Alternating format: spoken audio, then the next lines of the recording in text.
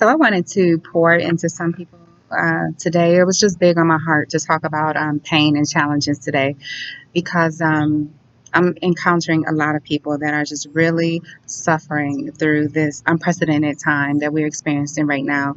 This time with COVID and beyond, and there are a lot of people suffering emotionally, mentally, and physically. There are a lot of people suffering, socioeconomically, relationship wise, romantically or with children or relatives. There's a lot going on with racial tensions, a lot going on politically. So stress is pretty much at an all time high. And hearing from a lot of people going through these challenges, I just wanted to quickly remind individuals, and I've been working with my clients on these things too, but let you know that pain or challenges are not here to derail you. They're not here to derail you, but here to grow you. And so, in addition to what we feel like is unprecedented stress right now, there's also unprecedented growth available, if we're bold enough to step into it. And so, whatever the challenge may be, it's here to teach us something and it's here to grow us. So, some of the questions that I've been working with clients, one of the things that you can ask yourself is, what is this challenge here to teach me? What is it here to show me? Because everything is a divine order. There are no mistakes. And everything that happens for us, happens for a reason, even when it does not look like it's here to help us. So, you mean to tell me I just lost my job and I'm supposed to learn something from that? That's happening for me. You mean to tell me I'm experiencing illness right now? That's here to teach me something. I'm supposed to learn something from this. I'm going through a divorce. I'm supposed to learn from something like this. Or I just lost someone close to me. What could possibly be for me in these situations or these outcomes? But they can be. I'm suffering from, if someone were to say I'm suffering financial upset or devastation right now, what is the message in that? So the message in that can be many, and it's up to you in each individual situation. But maybe in that situation of job loss, this is, and I say it with all due respect because I suffered through a lot of trauma and I've been through a lot of things in life. So, with all due respect, maybe that job loss is here to teach you that it's time for you to really move towards that career or, that line of work that really sets your heart on fire. Maybe, it's time for you to go after that high earning position that you've always wanted to go towards, but you didn't think that you were worthy or you weren't ready. So maybe this is telling you it's go time. Ready or not, it's go time. Maybe that illness is teaching you that it's finally time to turn your love, your energy, your attention inward and to take care of yourself. I specialize in working with mothers and women who are preparing themselves for motherhood. And I always tell them the days of martyrdom are over. The days of doing anything and everything for everyone except for yourself and you get your residue or your fumes of your energy. Those days are over. Caring for ourselves first is a must. There's so much going on in this world right now that we have to turn inward and nourish ourselves with good foods and good thoughts and exercise or move our bodies and take good care of ourselves. We have to be able to bounce back, and bounce back comes from keeping a healthy tempo as much as possible. And I myself went through a bout of cancer, and I'm going to tell you what, I can honestly say it was my greatest teacher because going through breast cancer taught me that, for one, if I want to be here, I need to focus on me. Loving my family is not ignoring me and doing everything for everyone else. Loving me is not burning myself out. Loving me is not running around and taking every invitation around town. And even though I'm so exhausted and tired, so I had to turn inward and take care of me very well in order to survive. I had to reconnect with myself in order to thrive. I had to focus on me. I had to get rest. So those are some of the things that I learned. So it was here to teach me how to truly take care of myself and how to slow down. In a case of divorce, what could that possibly be here to teach you? If it's a situation where a relationship is ending, maybe that relationship is severing because it no longer serves you or no longer serves either one of you, or because the relationship was toxic.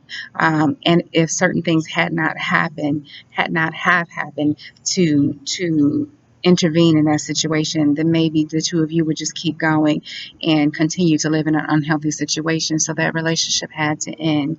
So that relationship was there to teach you to honor yourself and to stand on your own 2 feet and to know when to say when. Everyone's situation is different, but there's a lesson in it all. Losing someone close to you. How could there possibly be something in it for you? How can it possibly be something that's supposed to teach you or grow you in a situation where you lose someone close to you? For me, taking care of someone close to me and watching them pass away was one of the hardest things I ever did in my life. At the same time, it taught me to live with full zest and full joy whenever possible. That individual was one of the most loving ever. So I still hear her words in my ears as far as, things like live life with no regrets, love hard, laugh hard, make sure you have time and live in your joy. No regrets, niece, no regrets. So those kind of lessons are still with me. And I'm grateful to have ever known love in that way with a family member and someone that I also called like a best friend. So there was so much to learn from that situation. In the case of divorce, I personally had walked through a separation of a marriage after 18 years, 17 years, I'm sorry, and learning to do that with as much compassion as possible, with as much honor as possible, learning to truly keep our two children in mind as we move through this process has been one of the greatest teachers in my life also. And learning that it's not about us no matter what. It's not about the two individuals who couldn't get everything right or couldn't get it right. Helping our daughters to come through this scenario as unscathed as possible and as healthy as possible, and to not give them our shit. That's something that was a big lesson and a big teacher, and is continuously a big teacher. So challenging, yes, one of the hardest things that I ever have gone through mentally in terms of trying to keep myself focused on what's the goal here. Because there's no win in divorce. No one wins. There's no victor in that. Keeping the family as whole as possible and our daughters as whole as possible. That's the victory of anything. So again, staying focused. So that's what it taught me. It taught me to keep rising and to continuously strive for being a better version of myself. So many things, financial devastation after coming out of an illness, also in restructuring myself.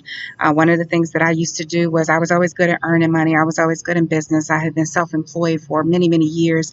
But I kind of tucked my head in the sand when it came to actually strongly managing finances and doing as best as I could with them. So I did decent, but I always knew that I could do better in terms of growing money, in terms of being a better investor, in terms of knowing the bottom line at all times. So what I learned from that was what I was shying away from, I learned instead to run towards. So now, self proclaimed, I call myself a financial juggernaut. I'm calling myself an expert in finances. My goal is to always know within $100 of how much money that I've spent. I keep a running Excel spreadsheet with all my expenses and all my income that comes in, continuously learning things such as making sure that all the good life insurance is in place, making sure that I'm working on setting up trust for daughters and learning how to do things along that line, and just really teaching myself and taking myself to a higher level financially. So, whatever challenges you, run towards it.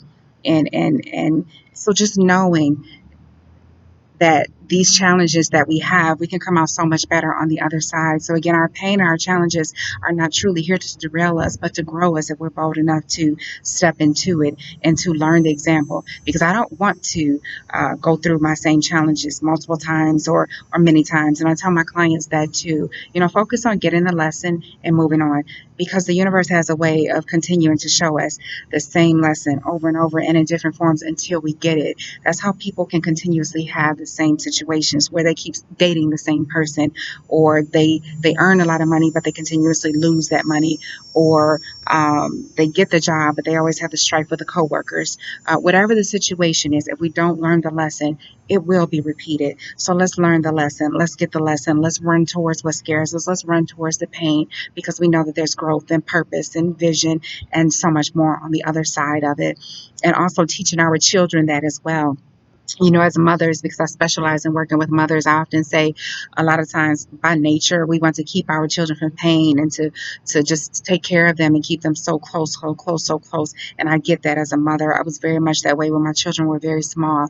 But what I learned is that by keeping them from pain and challenges, we actually are stunting their growth. We need to also let our children know that yes, pain comes, but same message, growth is on the other side. That's how they grow. So by not allowing them to feel some disappointment, some upsets, or some hurts, or even allowing them to work through something or even struggle through something a little bit and to have victory on the other side of their challenge, that grows them up well. That teaches them grit. That teaches them so much, tenacity, resilience, and the like, everything that we want for our children.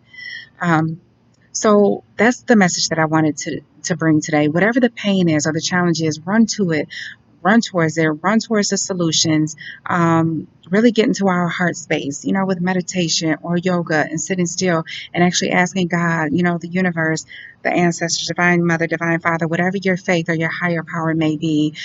Just ask, what is this challenge here to teach me? What is my next right step? How do I gracefully move through this? And sit still and wait for the answers to come. And they come. They may come from a word that you hear from someone else. They may come in something you just happen to pick up and look at in a magazine. You may actually hear the words being said to you.